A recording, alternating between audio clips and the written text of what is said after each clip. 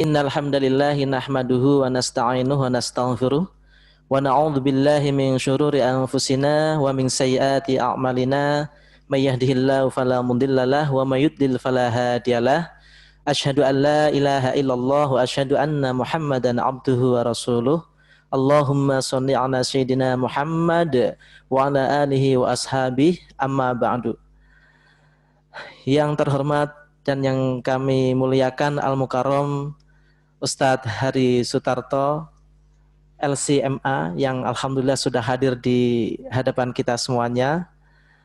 Bapak Ibu ya jamaah Zoomiyah, YouTubiyah dan para guru, para asatid, asatidah, Bapak Ibu orang tua siswa maupun siapapun peserta yang hadir ya dengan melalui Zoom maupun dengan YouTube ya.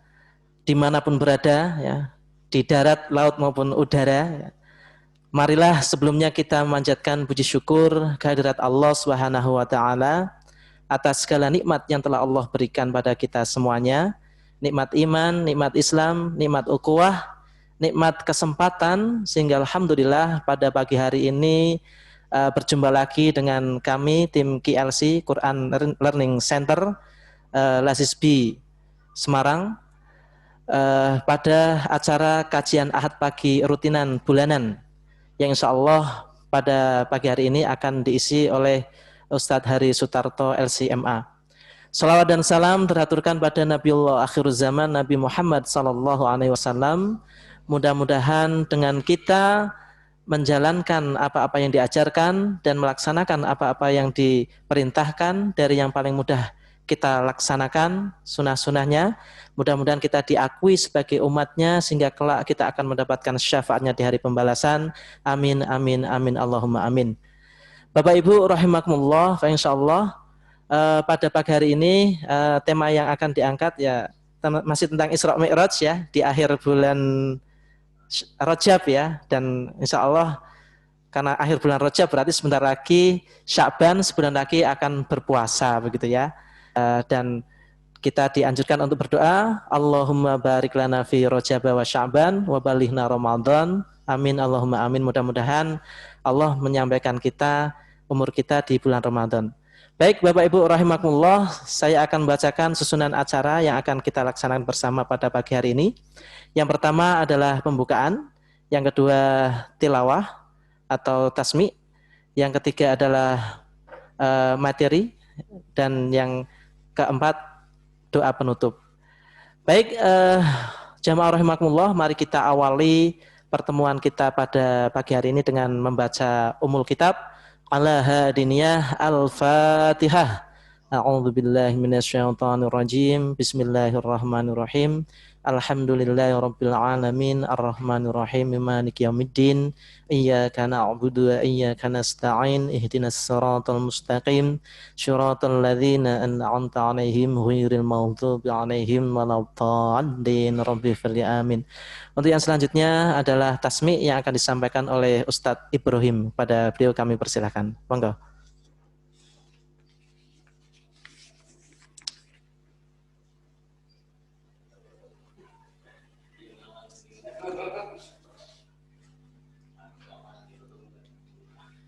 Assalamualaikum warahmatullahi wabarakatuh. A'udzu billahi minasy syaithanir rajim. Bismillahirrahmanirrahim. Subhanalladzi asra bi'abdihi laylan minal masjidil haram ilal masjidil aqsa alladzi barakna hawlahu linuriyahu min ayatina innahu huwas sami'ul basir. وآتينا موسى الكتاب وجعلناه هدى لبني إسرائيل ألا تتخذوا من دوني وكيلا ذرية من حملنا مع نوح إنه كان عبدا شكورا وقضينا إلى بني إسرائيل في الكتاب لتفسدن في الأرض مرتين ولتعلن علوا كبيرا فإذا جاء وعد أولاهما بعثنا عليكم عبادا لنا أولي بأس شديد فجاسوا خلال الديار وكان وعدا مفعولا ثم رددنا لكم الكرة عليهم وأمددناكم بأموال وبنين وجعلناكم أكثر نفيرا إن أحسنتم أحسنتم لأنفسكم وإن أسأتم فلها فإذا جاء وعد الآخرة ليسوءوا وجوهكم وليدخلوا المسجد كما دخلوا أول مرة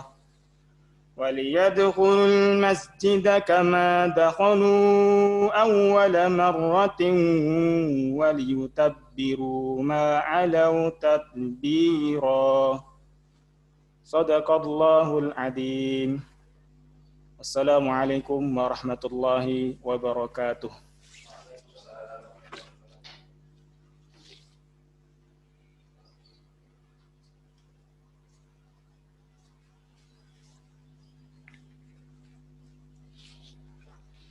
Syukron jazakallah Ustaz Ibrahim yang telah memperdengarkan ayat-ayat suci Al-Quran. Mudah-mudahan Allah memberikan keberkahan dan menambah keimanan kita, dan mudah-mudahan acara kita pada pagi hari ini bisa berjalan lancar sampai akhir. Amin amin amin Allahumma amin. Baik, acara selanjutnya adalah materi inti yang akan disampaikan oleh Ustadz Hari Sutarto, yaitu temanya adalah dengan Isra Mi'raj adalah momentum tingkatkan taat untuk meraih iman dan takwa. Pada Ustadz Hari Sutarto kami persilahkan, monggo.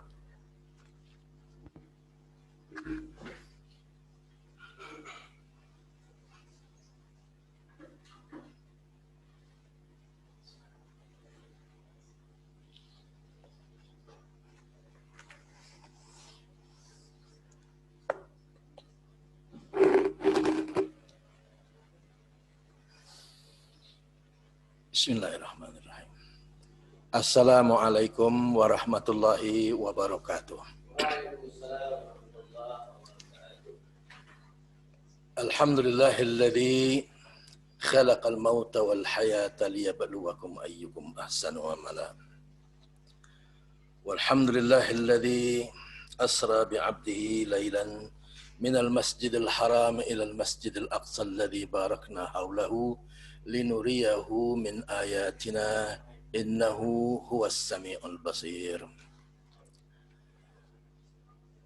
Bapak Ibu pemirsa yang dirahmati Allah, semoga senantiasa sehat walafiat. Saya doakan selalu semoga senantiasa banyak rezeki, berlimpah barokah.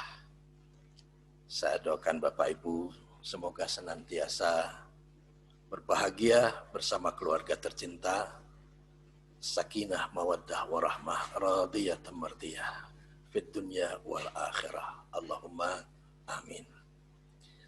Mari kita bersyukur pada Allah Subhanahu wa Ta'ala yang memberikan pada kita nikmat hidup yang sebenarnya, yaitu nikmat berislam. Nikmatnya menjadi hamba Allah yang taat. Bapak Ibu, kita semua telah memulai pagi ini sangat dini dengan berzikir pada Allah Subhanahu wa Ta'ala. Dengan tadarruan wa khufyah, bersujud pada Allah Subhanahu wa Ta'ala. Kita menikmati hidup kita sejak dini dengan menikmati taat pada Allah Subhanahu wa Ta'ala. Ternyata taat itu nikmat. Taat itu indah, taat itu membawa kita pada bahagia dan sehat walafiat insya Allah. Bapak Ibu yang dirahmati Allah, inilah yang Allah inginkan dari kita. Maka Allah Subhanahu wa Ta'ala menganugerahkan kepada Kanjeng Nabi Muhammad sallallahu alaihi wasallam perjalanan agung, perjalanan spiritual yang sangat indah yang kelak dia wariskan pada kita. Isra Mi'raj wallahi bukan hanya untuk beliau. Isra Mi'raj dapat kita lakukan sendiri dengan cara yang benar sesuai dengan tuntunan beliau Nabiullah Agung Muhammad sallallahu alaihi wasallam. Bapak Ibu yang dirahmati Allah, Kanjeng Nabi Muhammad sallallahu alaihi wasallam adalah manusia biasa. Beliau tidak diciptakan sebagai orang sakti. Bukan pula Superman. Kanjeng Nabi bisa sakit, bisa terluka, bisa sedih, bisa berduka, bahkan bisa marah. Supaya apa? Supaya kelak kalau kita dihisab di yaumil kiamah, kita tak bilang, ya Allah engkau telah menurunkan Nabi yang sulit untuk diteladani. Karena dia sakti. Dia tak pernah sakit dan tidak pernah mengeluh dengan kesulitan hidupnya. Kita tak bisa mengatakan itu. Allah menurunkan Nabi manusia biasa. Basyarum mislukum. Manusia biasa seperti kalian. Allah contohkan pada kita bagaimana caranya menderita. Bagaimana caranya susah. Bagaimana cari solusi. Bagaimana cara kita berjumpa dengan kehidupan yang berbahagia walaupun dipenuhi dengan ujian hidup yang berat. Kanjeng Nabi pernah mengalami amul huzni. Pada bulan seperti ini 1400 tahun yang lalu. Beliau sangat berduka dengan wafatnya Abu Talib, paman beliau. Wafat pula setelah itu Khadijatul Kubra, istri tercinta yang memperjuangkan dan mengorbankan seluruh hidupnya untuk kejayaan Islam, keselamatan Kanjeng Nabi Muhammad sallallahu alaihi wasallam. Bapak Ibu yang dirahmati Allah, maka Kanjeng Nabi Muhammad sallallahu alaihi wasallam sebagaimana biasa yang beliau tahu, sebagaimana tradisi Arab, orang kalau bersedih itu ya piknik lah, hiburan lah, jalan-jalan lah. Kanjeng Nabi melakukan hal yang sama. Setelah pemboikotan itu selesai, diakhiri oleh Allah Subhanahu wa Ta'ala, Kanjeng Nabi silaturahmi, membesuk bibi beliau tercinta yang baru ditinggal oleh pamannya Abu Talib, Fatimah binti Asad. Ketika berjumpa dengan Fatimah binti Asad, beliau sangat bersuka cita. Inilah hiburan pertama beliau. Beliau mengajarkan kepada kita, kalau kita sedang bersedih, bersilaturahmilah. Berziarahlah ke rumah saudara kita. Lakukanlah silaturahmi.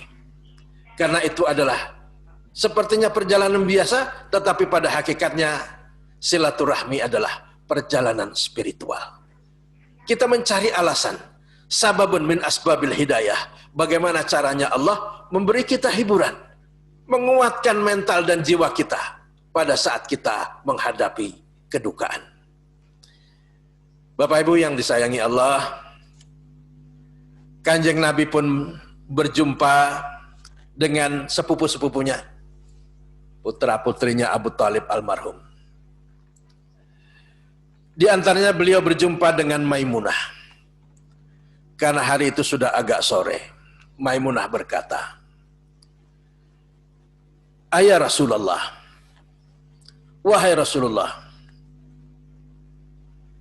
rumah ibuku tak cukup untuk istirahatmu. Sedangkan kami anak-anaknya sangat banyak.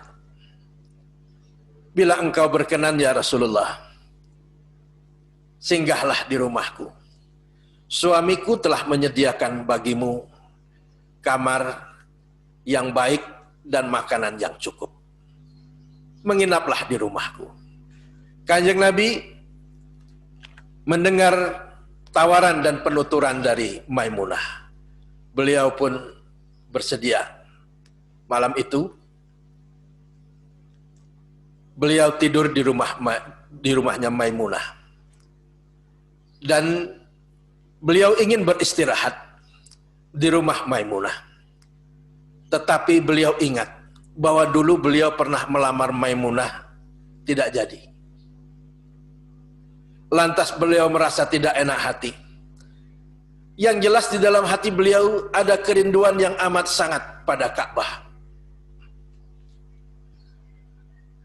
Setelah melewati penderitaan yang sangat panjang pada masa-masa pemboikotan, beliau semakin rindu pada Allah Subhanahu wa Ta'ala.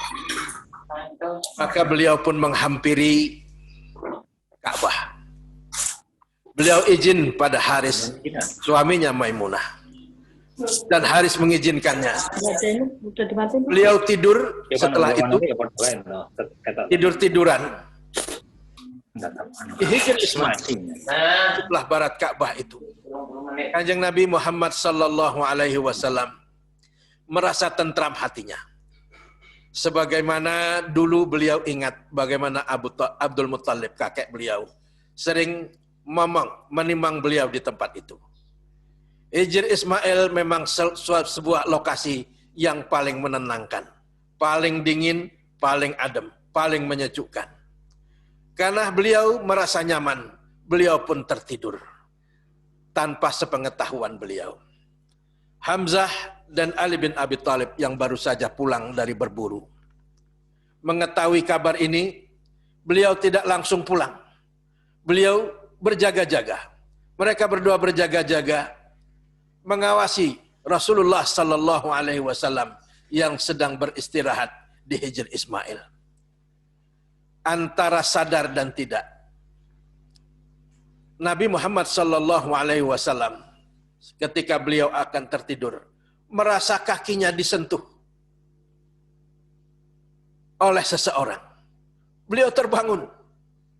Seperti ada orang yang berkata, "Qum ya Muhammad." Bangunlah wahai Muhammad. Beliau bangun karena tak melihat siapapun. Beliau tidur lagi. Itu Kanjeng Nabi juga seperti kita. Ya manusiawi. Kalau capek, ya ngantuk. Itu ya Pak Ahmad. Jenenge wong ya pelor, nempel, molor. Sama, kita juga gitu. Beliau menunjukkan kepada kita tentang kebasyariahan beliau. Beliau adalah manusia biasa secara fisik. Ketika beliau tertidur lagi, Jibril kembali menyentuh kaki beliau agak keras. Beliau terbangun lagi, tapi tak melihat siapapun. Kemudian beliau tertidur lagi. Karena memang lelah. Memang wayahnya tidur. Lantas Jibril kembali menendang kaki beliau lebih keras lagi hingga bersuara plak gitu. Beliau kaget dan melihat kanan kiri tidak kelihatan siapapun, tapi beliau melihat dari sebelah arah masuk Masjidil Haram itu. Beliau melihat malaikat Jibril. Seperti Hamzah dan juga Ali bin Abi Thalib menyaksikan dua malaikat ini. Ali bin Abi Thalib ingin mencegah orang itu, takut Nabi disakiti. Tetapi Hamzah berkata, dia bukan manusia biasa. Biarkanlah yang mulia berjumpa dengan dua orang tersebut. Karena malaikat Jibril mengajak Mikail, kemudian mengajak Kanjeng Nabi untuk dibersihkan hatinya. Karena orang kalau mau perjalanan jauh, apalagi keluar angkasa, cara astronot itu disetel dulu badannya. supaya kompatibel dengan alam semesta, angkasa luar yang tidak ramah terhadap kelemahan-kelemahan fisik manusia. Kalau orang berada di bulan tanpa baju pengaman, dia akan meleleh karena panas. Boro-boro sampai ke langit ketujuh, sampai dekat matahari sedikit saja, meleleh, hilang, musnah. Maka fisik Kanjeng Nabi ini perlu disetel, dibuat cocok dengan alam yang akan beliau arungi, secara lahir maupun batin, karena beliau akan berjumpa dengan Allah Subhanahu wa Ta'ala. Ibnu Katsir meriwayatkan, menafsirkan dalam tafsirnya dengan cara demikian, karena memang apa yang perjalanan ini, perjalanan Kanjeng Nabi dalam Isra Mi'raj ini adalah perjalanan spiritual, tapi juga perjalanan fisik. Terkait khilafiyah, fisik atau secara spiritual saja, kita tidak perlu berdebat. Kalau kita ingin memilih, ketika Kanjeng Nabi bercerita tentang itu kepada orang-orang Mekah, panjenengan boleh memilih bersikap seperti Abu Bakar As-Siddiq ketimbang orang-orang musyrik. Orang-orang musyrik bilang, Muhammad majnun. Bisa sampai Masjidil Aqsa kurang dari 1 malam. Apalagi bisa sampai ke Sidratul Muntaha. Ini amat sangat tidak masuk akal. Kita pilih sikap Abu Bakar. Wa in qalaha Muhammad asyadda min dzalika amantu bih. Kalau Muhammad itu cerita sesuatu yang lebih dahsyat daripada itu, aku tetap beriman kepada beliau. Aku percaya. Lidah yang tak pernah berdusta itu memang kadang-kadang bercerita tentang sesuatu yang ajaib, mukjizat, tentang Allah, tentang hal-hal yang tak dapat dijangkau oleh akal manusia. Saya katakan tak dapat dijangkau, karena manusia itu memang tidak terlalu pintar. Maka Allah Subhanahu wa Ta'ala menjadikan ini sebagai sebuah perjalanan spiritual untuk kita imani, bukan kita bahas secara ilmiah. Kalau kita cari-cari apa buktinya ilmiahnya, kurang kerjaan. Wong agama kok harus masuk akal. Memangnya kalau batal wudhu kita karena kentut, terus yang diperiksa itu kentutnya, yang dibasuh itu kentutnya, mboten. Yang dibasuh itu ya tetap seperti berwudhu biasa. Lah itu logikanya bagaimana? Carilah ilmiahnya apa. Kalau kita sholat, kita menghadap kiblat, Tuhannya tidak kelihatan. Di mana logika ilmiahnya? Agama tak harus ilmiah. Manakala kita sudah beriman, itu sudah cukup. Kelak ilmu itu akan mengikuti iman kita. Bapak Ibu yang dirahmati Allah, singkat cerita, Kanjeng Nabi Muhammad Sallallahu Alaihi Wasallam bergembira hatinya menyaksikan luar biasa dahsyatnya ayat-ayat Allah, tanda-tanda kebesaran Allah Subhanahu wa Ta'ala, hingga Jibril menghantarkan beliau di Arsy, tetapi Jibril tidak bisa naik ke Sidratul Muntaha. Kanjeng Nabi harus melakukannya sendiri. Di Sidratul Muntaha itulah Allah Subhanahu wa Ta'ala menerima Kanjeng Nabi Muhammad Sallallahu Alaihi Wasallam. Kita mulai praktek sholat. Bagaimana rasanya sholat yang bersaksi, menghadap, berdialog langsung dengan Allah Subhanahu wa Ta'ala. Kanjeng Nabi bersabda, memberikan salam hormat dan tahiyat. At-tahiyat, salam hormat hamba ya Allah. Al-mubarakah, segala keberkahan. thayyibat, segala kebaikan darimu dan untukmu ya Allah. Dan Allah menjawab, assalamu alaika wa ala ibadillahi salihin. Assalamu alaika ayyuhan nabi. Ini jawaban dari Allah. Wahai Muhammad, aku terima salammu, tahiyatmu, kehadiranmu, rukuk dan sujudmu, dan semoga kesejahteraan berlimpah untukmu. Bapak Ibu yang dirahmati Allah, kalau panjenengan tahiyat awal atau tahiyat akhir, inilah yang terjadi. Dialog yang maha dahsyat dengan Allah Subhanahu wa Ta'ala. Kalau sudah senang, panjenengan akan gembira, bahagia, menangis karena keluar semua air mata itu menandakan keluar semua dosa-dosa. Keluar semua sifat-sifat buruk yang ada di hati kita. Biarkanlah kita menangis. Bukan karena mikiri utang, katanya Pak Ahmad. Tapi karena kita bahagia dalam rengkuhan Sang Maha Rahman, dalam pelukan keharibaan kasih sayang Allah Subhanahu wa Ta'ala. Alangkah bodohnya orang yang tak mau sholat. Alangkah bebal hatinya, tak menikmati sholat-sholatnya. Bapak Ibu yang dirahmati Allah, Kanjeng Nabi tak menerima salawat dari Allah itu sendirian.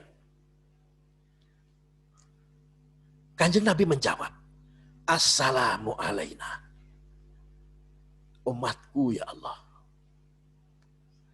Semoga salam sejahtera untuk mereka semua. Wa ala ibadillahi salihin, dan kepada seluruh hamba-hambamu yang saleh ya Allah.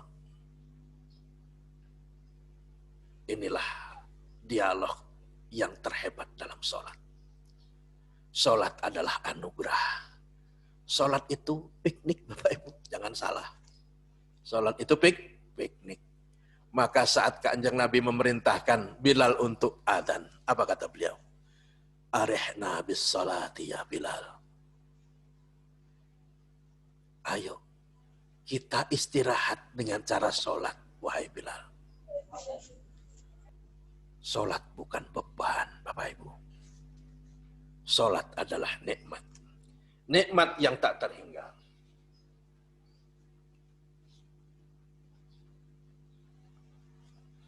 Bapak Ibu yang dirahmati Allah. Pertama, sholat itu adalah hakikat hidup kita. Pahamilah, sholat bukan beban.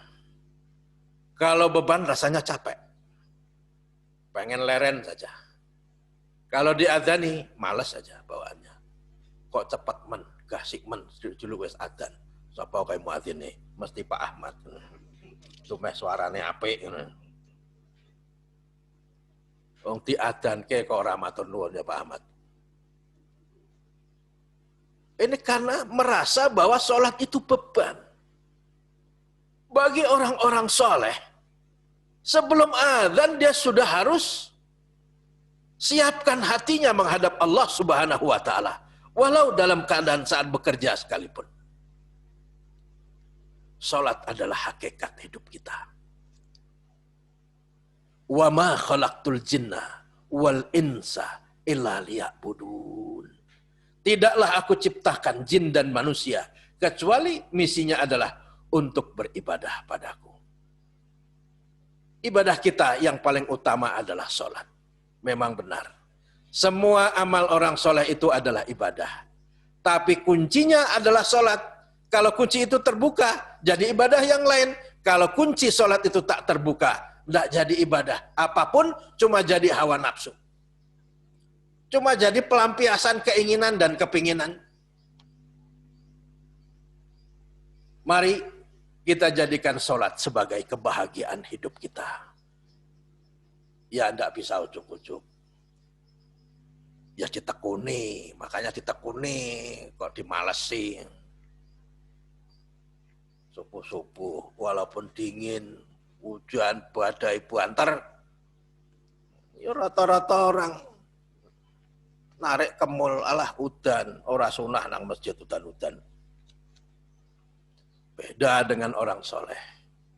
Orang soleh sudah bangun bahkan sebelum adzan. Udah jadwalnya. Kenapa Anda tak bisa bangun pagi?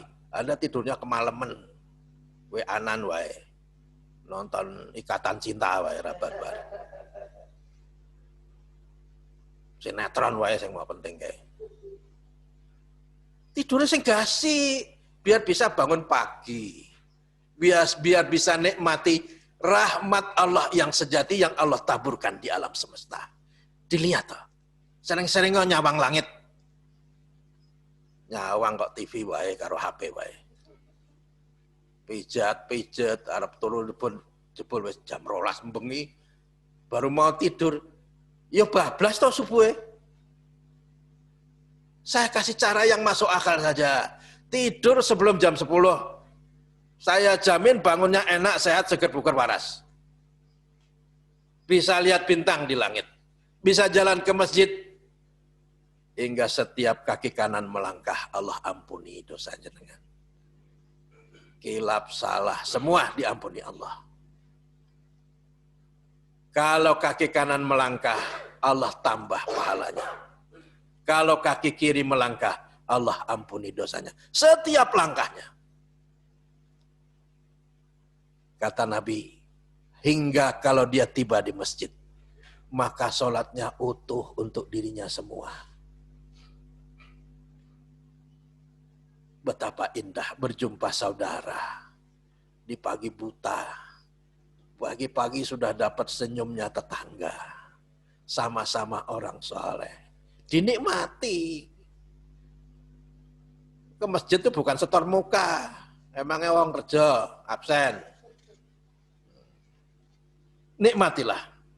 Sholat itu adalah hakikat hidup kita. Bapak Ibu yang dirahmati Allah. Yang kedua, as-sholatu falahul mu'min. Sholat itu adalah tanda keberuntungan. Wong nek beruntung bisa sholat. Wong nek buntung tandane ra iso sholat.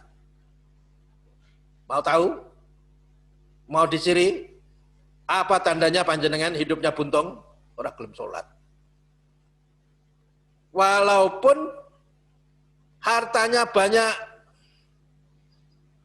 tiap hari mewah-mewahan. Tapi kalau ibadahnya tidak mewah, itu buntung namanya. Sholat sak-sae, sak-kelingane. Nek sempat, nek pasrah di utang. Payah itu. Ya. Tidak begitu. Bapak Ibu yang dirahmati Allah.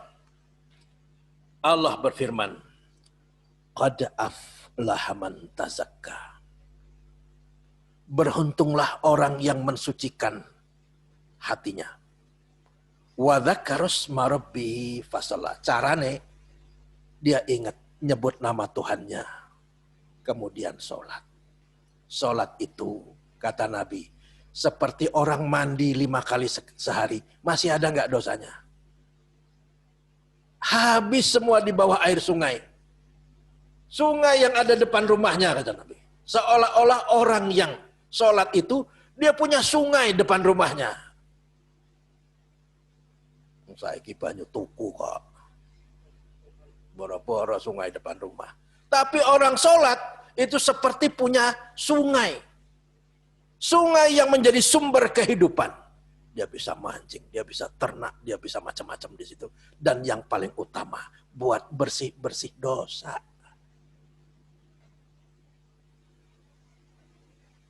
Manusia walaupun sholat, tetap bikin dosa. Jangan lupa. Joko maki, juru sholat pisan wae dosane wis entek. Sombong temen. Urung karuan. Ya memang manusia di dunia ini semua ya bikin dosa. Orang sengaja, orang Arab yang gawe dosa, mesti. Ya kaya saya ngomong iki, teko mrene telat, gelem ndingi wong. Ya pancen dosa ya kuwi. Marake wong gawe dosa. Artinya sengaja atau tidak, kita tuh selalu bikin dosa. Akuilah, ngaku. Istighfar Gusti Allah. Kalau kita ini walaupun amal kita banyak, sedekah kita berlimpah, puasa kita tiap hari, tapi jangan lupa. Kadang-kadang kebanggaan kita pada amal-amal kita dan ibadah kita, itulah dosa yang paling besar. Mandi ya. Sholatlah, sholat yang enak. Anggaplah ada sungai besar di depan rumah kita. Sholat yang dinikmati, sholat yang menyenangkan. Inilah yang membersihkan hati kita semuanya. Bapak Ibu yang dirahmati Allah. Bahkan Allah berfirman, qad aflahal mu'minun. Sungguh beruntung orang yang beriman, yang mereka itu menegakkan sholatnya. Walaupun kadang-kadang ya gagal, namanya orang belajar. Iman itu dibina, harus dibina. Bukan dibangun seperti orang bangun gedung. Mak betunduk tadi. Iman itu tak cukup 1-2 tahun membinanya. Apalagi rasaku kusuk. Pelan-pelan. Pertama rasanya dipaksa. Pertama kakinya masih diseret-seret. Begitu. Tapi istiqomahlah. Wattaqullah wa yu'allimukumullah. Bertakwalah pada Allah. Takutlah pada Allah. Niscaya Allah akan mengajarimu. Mau dapat ilmu langsung dari Allah? Bertakwalah. Takutlah pada Allah. Allah akan menambah iman itu. Iman akan bertambah ketika kita semangat untuk mentaati Allah. Tidak harus kuliah agama. Yang penting apa-apa yang kita sudah pelajari dari agama itu ditaati dan diamalkan. Di antaranya adalah sholat. Bapak Ibu, sholat itu adalah sebuah nikmat. Nikmat dan anugerah paling besar dari Allah Subhanahu wa ta'ala. Khusus untuk orang-orang yang beriman. Maka orang-orang sebelum Islam, agama sebelum Islam itu, nabinya sholat semua, tapi umatnya enggak. Karena enggak ada hukum sholat itu fardu ain, itu tidak ada dalam kitab manapun. Kenapa Pak? Kok enak dulu ya? Sholat ki ora fardu, ora wajib. Iso sak-sake, iso sak kelingane. Tapi Bapak Ibu,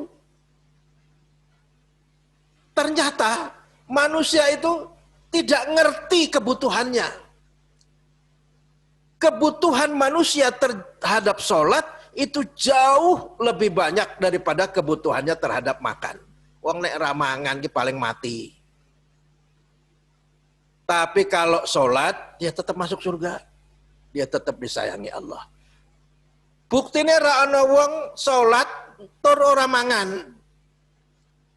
Ada nggak orang mati kelaparan gara-gara sholat? Nggak ada. Nek gering sithik ki apik, malah rakakan penyakit. Nek mulai akeh lemake kaya aku, kaya Pak Ahmad kae mulai numpuk-numpuk penyakit.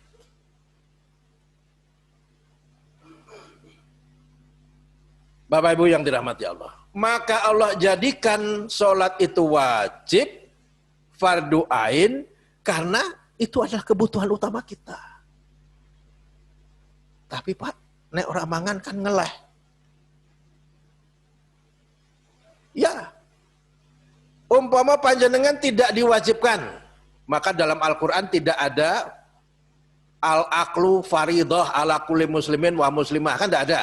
Makan itu hukumnya wajib bagi muslim dan muslimah, kan tidak ada. Sebab apa? Gusti Allah wis ngerti. Sampeyan ra dikon mangan tetap mangan, boro-boro dikon wajib. Dilarangnya tetap mangan kok. Kayak pas poso-poso kayak ra entuk mangan do mangan. Maka yang difardukan Allah adalah apa-apa yang manusia tidak sadari bahwa dia butuh itu, yaitu sholat. Allah Maha tahu bahwa manusia ini lebih ingat makanannya daripada pada Allah.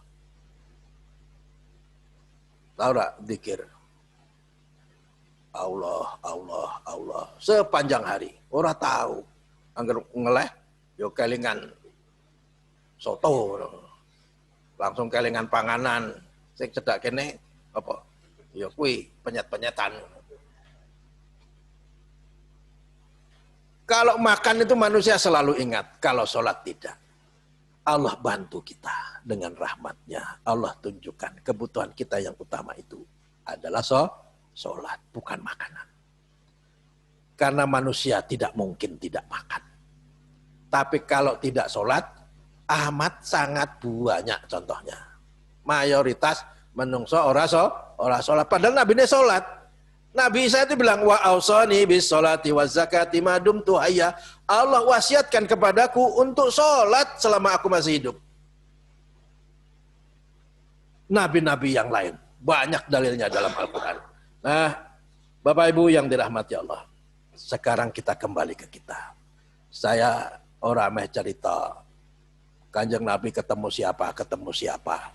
Bukannya tidak penting. Tapi saya pilih yang paling penting pada munasabah yang sebentar ini. Panjenengan periksa ke dalam diri hati sendiri. Jenengan niku sholat apa? Jenengan sholat golek apa? Semangatnya apa sholat? Ambisinya apa? Kok sholat gitu? Ini kita, tiap orang tuh beda. Akeh-akeh wong Islam salat ki apa? Nyuwun dunya. Golek dunya. Kalau anak-anak sekolah pengen nilainya tinggi, ibune muni. Salat kowe ben pinter. Kuwi golek dunya. Ora apa-apa entuk. Ana dalile, ya. Ya Allah, betapa miskinnya aku, ya. Nek miskin ki lho keluh kesah. Idza massahu syarru jazua. Keluh kesah waki menungso iki.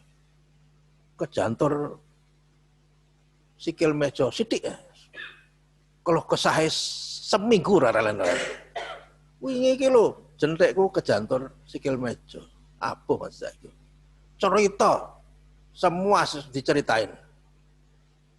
Cerita pada kepala sekolah, ben gajinya ditambah. Menungso ki sok modus ya. Padahal penderitaannya cuma dikit. Jadi dia suka duniawi. Apa-apa itu digawe bati.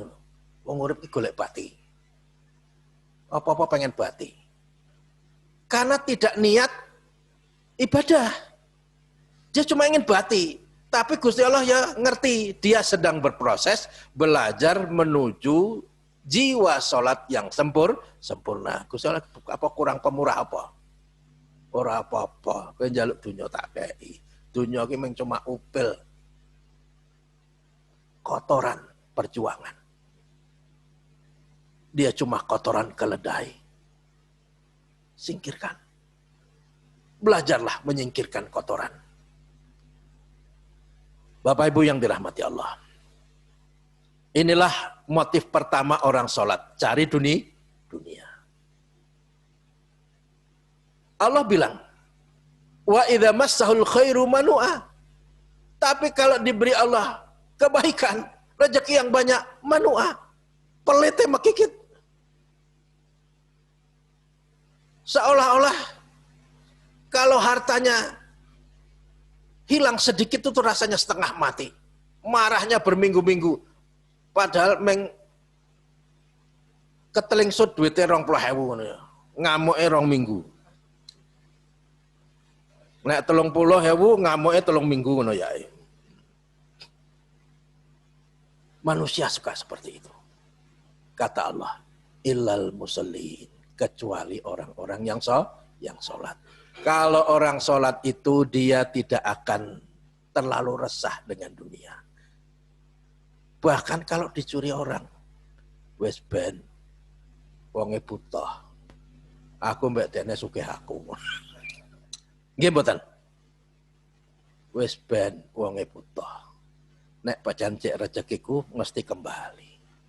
Rezeki tak akan tertukar, bahkan tak bisa dicuri. Ini orang beriman, yakin pada Allah. Makanya orang beriman itu, orang soleh itu makin makmur, makin gemuk kayak Pak Ahmad Topan ini. Alhamdulillah.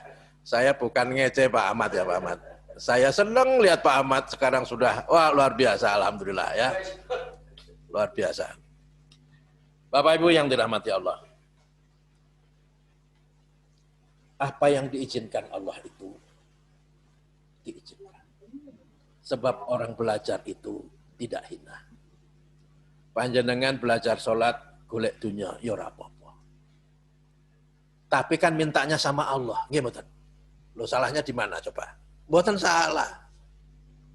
Kecuali mintanya sama Kanjeng Ratu Rono Kidul gitu ya lah, itu memang salah, keliru ya. Kemudian yang kedua, ada orang sholat itu yang dicari tidak mencari apa-apa, tapi hanya takut dosa. Carane karena sholat itu wajib, maka dia wajib melakukannya. Tapi tidak ada rasanya, cuma sekedar selesai. Ini artinya cuma sekedar al-khuruj minal wujub. Keluar dari kewajiban saja. Yang penting selesai. Ini yang begini nih yang lebih banyak. Sebab kalau tak dilaksanakan dia takut. Nanti disiksa Allah. Nanti diadab Allah. Dia mengatakan itu wajib. Nah, tidak apa-apa ini ya boleh. Tapi kata Imam Ghazali, ini jenis ibadahnya seorang budak.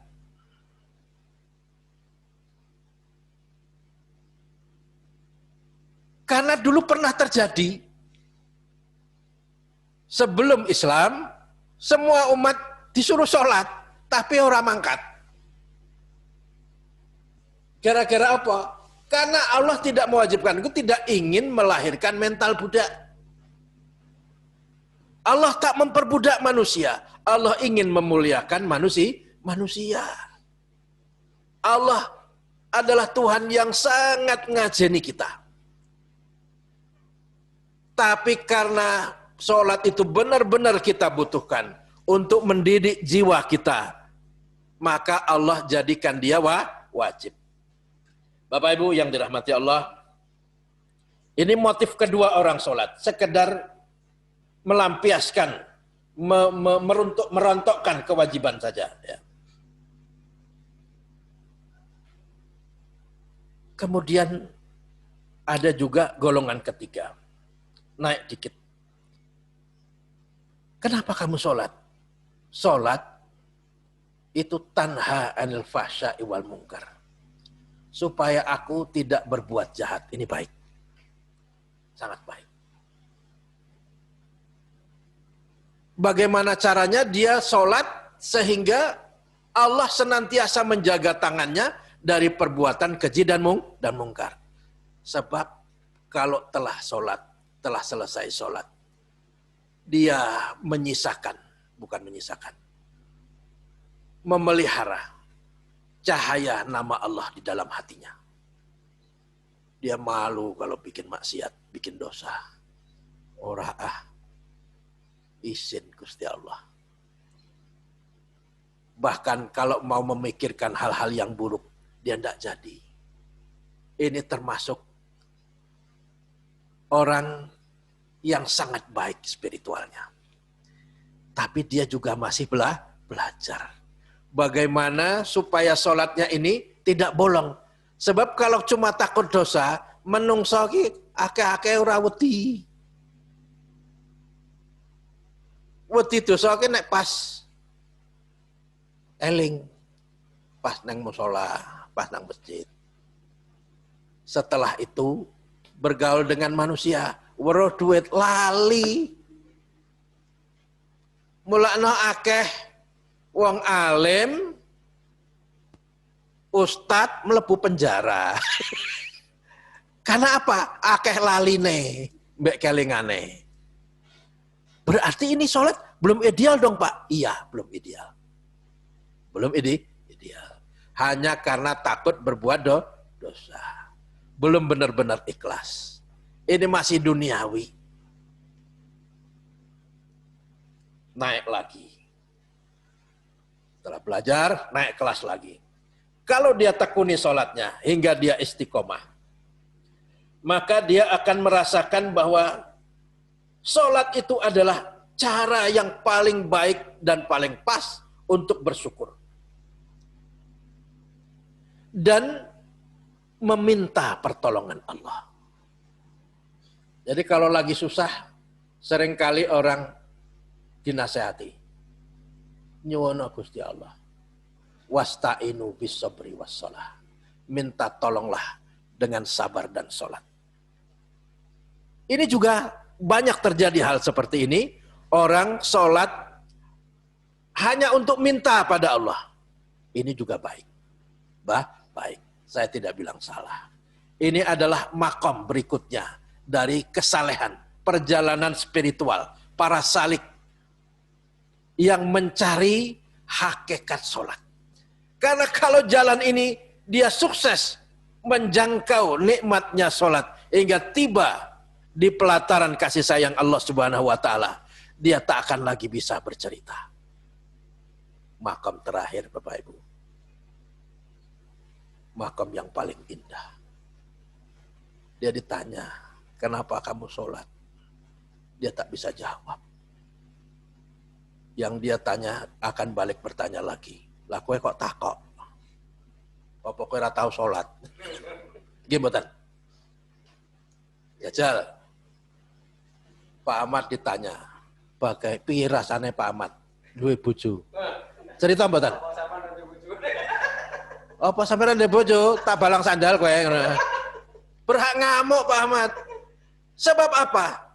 Sholat yang hakiki itu adalah komunikasi harmonis dan paling intim, paling indah dengan Allah Subhanahu wa taala. Diceritani ora iso. Tak ada kata yang dapat mewakili indahnya sholat. Tak ada satupun cerita yang dapat mendeskripsikan dengan benar, dengan tepat betapa nikmatnya sholat. Akhirnya Pak Ahmad nangis. Sholatnya sambil nangis. Kenapa nangis? Rasa cerita. Membuncah di hati. Bahagia. Kayak mak-mak nonton sinetron Andin sama Aldebaran akur. Bahagia ya nangis. Itulah bahagia. Itu cuma bab sinetron. Panjenengan jumpa Gusti Allah, apa rasanya? Oh rasa cerita, ki aku tak primpen dhewe. Ben aja dipek wong. Apakah cinta itu egois? Iya. Cinta pada Allah itu juga egois, rasa cerita. Orang yang soleh itu, dia diem aja, omongnya sitik. Saya alim, saya menengan. Saya akeh dingkluke. Orang-orang melihat piknik alam semesta, menikmati indahnya alam. Dia tidak berani ndangak. Dia lihat tanah saja sudah nikmat. Sudah indah.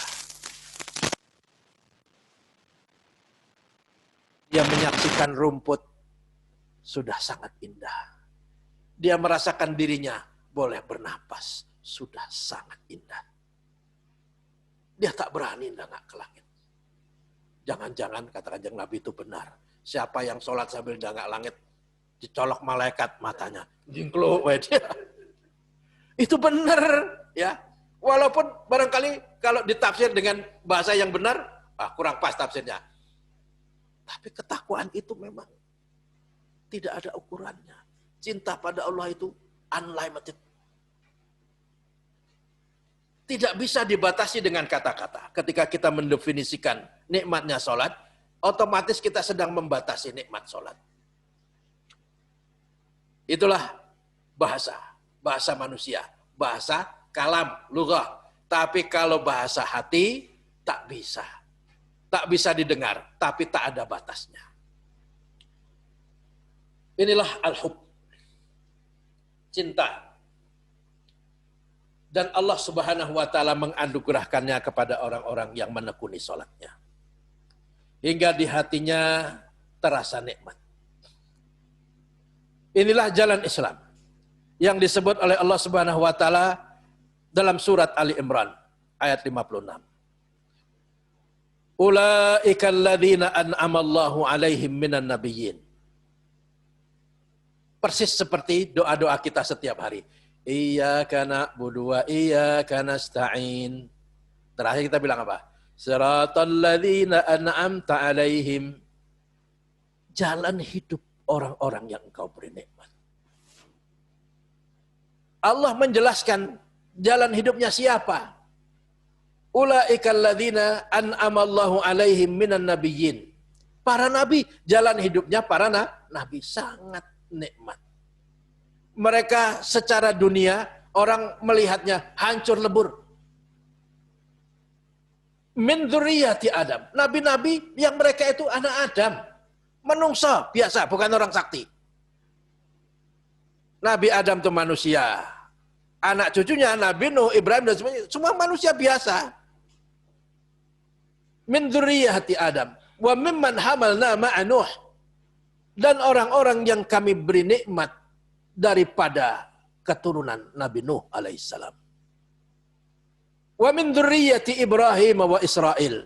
Dan juga keturunannya Nabiullah Ibrahim alaihissalam dan Nabi Yakub alaihissalam. Israel di situ artinya Nabi Yakub alaihissalam yang melahirkan Bani Israel. Terakhir, apakah kita ini termasuk? Ya. Kita ini termasuk enggak orang-orang yang diberi Allah nikmat? Iya. Allah berfirman setelah itu, wa mimman hadaina wajtabaina. Dan orang-orang yang kami beri hidayah di dalam hati mereka, wajtabaina, dan kami pelihara hidayah itu di dalam hati mereka. Idza tutla alaihim ayatul rahman, jika dibacakan kepada mereka ayat-ayat Allah yang Maha Pengasih Penyayang, kharru sujjada wa bukiya, mereka akan tersungkur, bersujud dan menangis. Pertama Allah bilang an'amallahu alaihim, jalan hidup yang nikmat. Di ujungnya Allah bilang kharru sujjada wa bukiya. Artinya apa? Hidup yang nikmat itu adalah hidup yang melaksanakan sholat. Allah jelaskan secara praktis. Rukuk, sujud, nangis. Nikmat. Bukan karena mikirin utang. Bukan mereka disenani bojone. Tapi karena nikmat. Bapak Ibu yang dirahmati Allah. Kanjeng Nabi Muhammad sallallahu alaihi wasallam menjelaskan tentang nikmat itu seperti apa. Dibandingkan dengan nikmat duniawi. Kanjeng Nabi bersabda, Alhamdulillahilladzi ja'ala min ahabbati minad dunya. Allah yang menjadikan kesenanganku pada dunia ini, hiya an-nisa wa tib. Aku suka perempuan dan aku suka minyak wangi. Jujur banget ya, Kanjeng Nabi. Jadi Bapak Ibu, para bapak, nek senang wedok kira apa-apa. Normal nggih? Nek senenge lanang, ngawur gue ya. Ibu-ibu, kalau suaminya senang wedok, umum, ya. Cuma apa itu, wong lanang kok wedokan. Lah iya, masuk lanangan. Wong wedok ki ya wong lanang ki ya wedokan. Kanjeng Nabi mengakui itu. Tapi ini belum selesai loh hadisnya ya. Oh, cuma putus loh Pak Ahmad. Aku juga suka tip minyak wangi. Artinya apa? Beliau suka kebersihan. Beliau suka yang segar-segar, yang indah-indah. Iya, Pak Ahmad itu selalu wangi. Kecuali nek lali. Wa ja'ala min qurrati a'yuni hiya shalah. Tapi walaupun aku senang dunia, wedoan, senang minyak wangi, senang dandan, sing paling nyenang ke hatiku, sing paling nyenang ke hatiku adalah sholat. Kalau sudah senang sholat, senang apapun tidak masalah. Bener melakukannya, bener, orang selumput-selumput. Wangi dandan ora salat. Arep pamer sapa kowe? Arep ngelimpekke nyang ndi? Arep ngumpet nyang ndi? Arep melipir nyang ndi kowe? Jadi lelaki yang setia, setiap tikungan ada.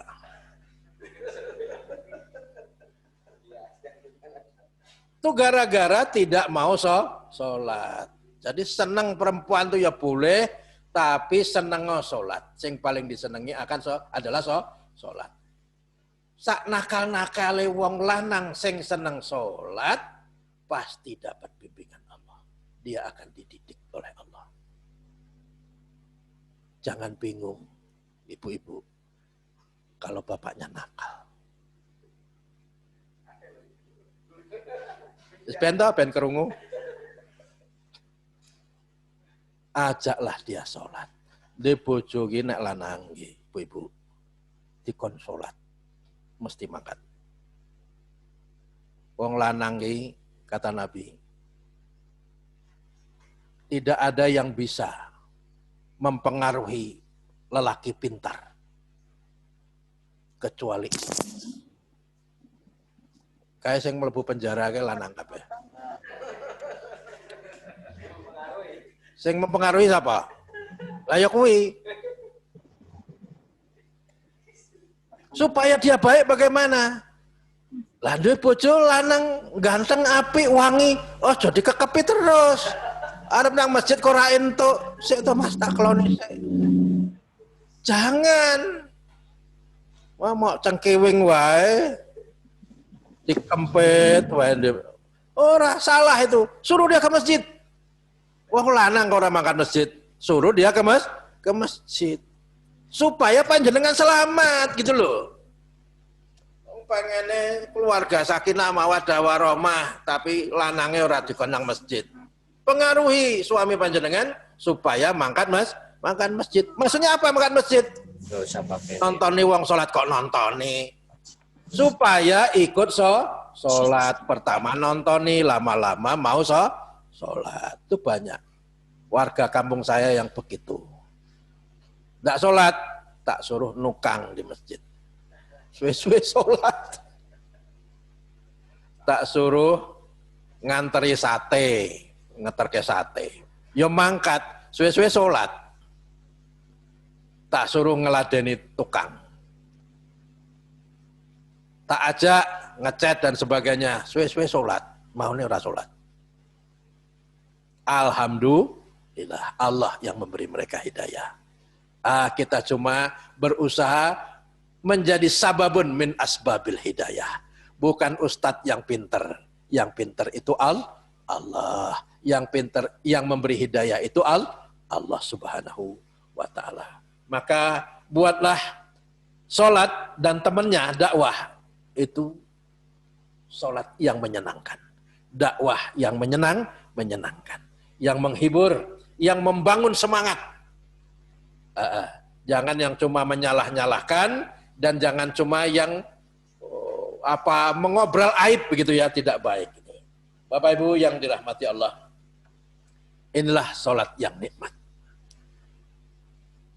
Saya akan membuat cerita terakhir, mengutip cerita terakhir. Bagaimana ekspresi nikmat itu diamalkan oleh para sahabat. 1400 tahun yang lalu, Kanjeng Nabi Muhammad sallallahu alaihi wasallam setelah perang Hunain. Kadang-kadang pada waktu itu beliau memang punya banyak duit. Banyak hewan ternak. Ghanimah dari perang Hunain. Dikumpulkan di Mekah. Karena baru saja Fatu Mekah. Kanjeng Nabi sallallahu alaihi wasallam membagikan ghanimah tersebut lebih banyak kepada orang Mekah yang baru masuk Islam. Bahkan ada yang dapat ribuan ekor domba. Kalau dikumpulkan, dijejer di gunung itu bisa mengelilingi gunung. Karena orang zaman itu mata pencariannya adalah beternak. Kanjeng Nabi membagikannya lebih banyak kepada kaum Ansor. Kepada orang Mekah yang baru masuk Islam itu. Sedangkan orang Ansor dapat sedikit-sedikit saja. Sekedar bekal untuk perjalanan pulang. Lantas ada orang berkata, engkau tidak adil ya Rasulullah. Kanjeng Nabi menjawab, bagaimana engkau mengatakan aku tidak adil padahal aku Rasulullah? Kanjeng Nabi diam saja. Umar marah akan menghukum orang itu. Tetapi Kanjeng Nabi biarkanlah. Dia orang yang melaksanakan sholat. Pada saat itu pula, kaum Ansor terprovokasi. Bisik-bisik mereka, sesama orang Ansor. Kanjeng Nabi membagikan ghanimah hanya untuk orang Mekah. Kita kok dapat sedikit. Kan kita senior. Ya. Biasa anak neng kantor, apa neng sekolahan, sing senior ki gajine sing luwih akeh. Wajar ya, normal ya, duniawi. Jadi orang Ansor itu juga tidak salah. Tapi setelah itu berkembang. Jangan-jangan setelah Fatu Mekah ini, Kanjeng Nabi tidak lagi pulang ke Madinah. Maka bekal dunianya semua dikasihkan orang Mekah. Jangan-jangan Nabi tak akan kembali ke Madinah. Pada ribut gitu ya. Lantas seorang sahabat yang bernama Sa'ad lapor pada Kanjeng Nabi tentang isya'ah, isu yang berkembang ini. Kanjeng Nabi paham maksudnya. Itu memang manusiawi. Kanjeng Nabi mengumpulkan kaum Ansar di rumah Abu Sufyan yang luas dan berpagar. Kepada kaum Ansar, Kanjeng Nabi bersabda, ya ma'syaral ansar, inni Muhammadun Rasulullah. Wahai kaum Ansar, aku adalah Muhammad Rasulullah. Laqad alfaitumuni mawaddatan wa nasra. Betapa banyak pertolongan dan cinta yang telah kalian berikan kepadaku. Wa ana muhajir. Dan saya adalah orang muhajirin.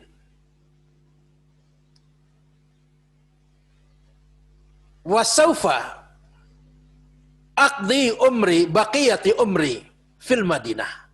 Tapi aku akan menghabiskan umurku di Madinah. Wasaufa amutu bil Madinah. Aku ingin mati di Madinah. Wasaufa udfanu bil Madinah. Niscaya aku akan dimakamkan di Madinah. Aya ma'syaral ansar, wahai kaum Ansar. Amma tardawna ay yarji'an nas bisyati wal ba'ir. Wa tarji'una antum bil Madinah ma'a Rasulillah. Apakah kalian ridho kalau orang-orang datang ke sini, kemudian pulang ke rumah mereka dengan membawa seluruh ghanimah, domba-domba dan unta-unta. Tapi kalian pulang ke Madinah, membawa Rasulullah. Ridhokah kalian? Bahasa yang indah. Khutbah singkat yang keluar dari hati. Bahasa cinta. Diungkapkan dengan penuh cinta pada kaum Ansor. Kaum Ansor setelah itu gemetar. Mereka terduduk bersimpuh. Semua melepaskan tali-tali dombanya. Bala ya Rasulullah. Engkau benar ya Rasulullah. Kami tak membutuhkan semua ini. Dan kami tidak akan pulang ke Madinah. Kecuali bersama Allah dan Rasulnya. Pertanyaan saya, maukah panjenengan sholat dan mengabadikan nama Allah dan Rasulnya di dalam hati? Tapi tinggalkanlah semua kesibukan dan hiruk pikuknya kebanggaan duniawi. Tinggalkan semua. Abadikanlah cahaya nama Allah di dalam hati. Cinta Rasulullah Sallallahu Alaihi Wasallam yang tak pernah habis. Bukannya Kanjeng Nabi itu tidak paham kebutuhan kita, tapi panjenengan ini, Pak Ahmad dan teman-temannya ini, makomnya adalah muzaki. Pemberi bukan pengambil, dan tidak boleh turun dari muzaki kepada mustahik. Itulah sebabnya Kanjeng Nabi Sallallahu Alaihi Wasallam tidak memberikan harta ghanimah itu kepada orang Ansor. Kenapa? Karena levelnya lebih tinggi. Mereka muzaki, mereka adalah orang-orang yang tangannya di atas. Kenapa kita berubah jadi duniawi? Kenapa kita merubah makom hidup kita? Derajat spiritual kita menjadi mustahik. Betapa rendahnya. Di sekolah ini kita adalah muzaki. Ngapain kita jadi mustahik? Ngapain kita nikmati kotoran duniawi yang tak seberapa ini? Apakah kalau kita jadi muzaki terus kita miskin? Apakah kesabaran kita ini bisa merubah kita menjadi hina? Kalau boten. Ini cuma soal mental. Orang memberi itu walaupun fakir, dia sudah kaya. Insya Allah, Allah akan takdirkan kita sebagai orang kaya, para muzaki dan dermawan. Allah akan berikan pada kita nikmatnya sholat karena kesabaran kita. Allah akan menetap di hati kita dalam keadaan suka maupun duka. Allah akan jadikan kita istiqomah, beribadah, bersabar, beramal saleh, hingga ajal menjemput kita keharibaan kasih sayang Allah dalam husnul khatimah. Alhamdulillahirabbil alamin. Bapak Ibu, mari kita berdoa. Semoga Allah kabulkan cita-cita kita yang mulia dan doa kita kepadanya. A'udzubillahi minasyaitonirrajim. Bismillahirrahmanirrahim. Alhamdulillahirabbil alamin. Allahumma salli wa sallim wa barik ala sayyidina Muhammadin wa ala ali sayyidina Muhammadin salatan tunjina biha min jamil ahwali wal afat wa taqdi lana biha jami'al hajat wa tutahhiruna min jami'is sayyi'at wa tarfa'una biha indaka 'ala darajat wa tuballighuna biha aqsal ghayat min jami'il khairat wal barakat fil hayati wa ba'dal mamat wa yaqadiyal hajat. Allahumma aslih lana dunyana allati fiha ma'ashuna wa aslih lana akhiratana allati ilaiha ma'aduna waj'al al-hayata ziyadatan lana fi kulli khair waj'al al-mauta rahatan lana min kulli syarr. Allahumma adkhilna mudkhala sidqin wa akhrijna makhraja sidqin waj'al lana min ladunka sultanan nasira. Rabbana atina min ladunka rahmah wa hayyi' lana min amrina rasyada. Rabbana atina fid dunya hasanah wa fil akhirati hasanah wa qina adzabannar walhamdulillahirabbil alamin. Demikian, semoga bermanfaat. Terima kasih. Mohon maaf. Assalamualaikum warahmatullahi wabarakatuh. wabarakatuh.